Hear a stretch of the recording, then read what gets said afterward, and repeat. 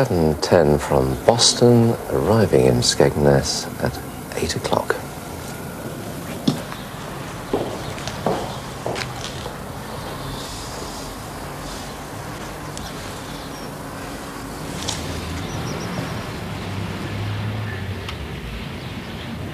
Strange. Wonder why there's no one else on the platform. Perhaps I've misread the timetable. I make it 10 past already. Skegness, this way.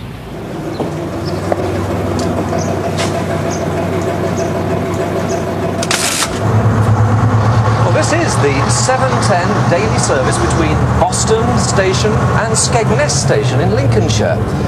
Now, while it's on the railway timetable, it's clearly not a train, but then it's no ordinary bus either.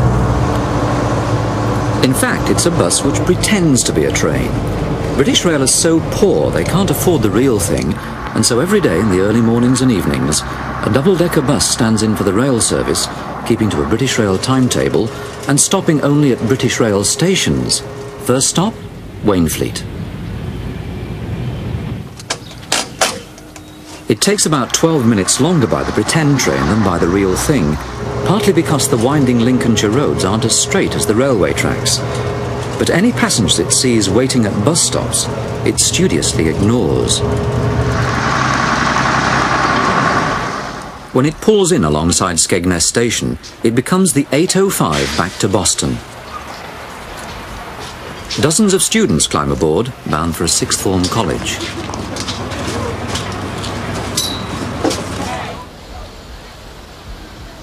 Meanwhile, the railway station itself is deserted. It will remain so for another 2 hours, because this is a part-time railway, only operating between 10 in the morning until 8 at night.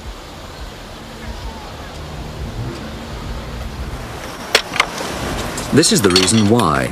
There are no fewer than 27 manned level crossings on the 24-mile journey between Boston and Skegness, each costing £11,500 a year to run.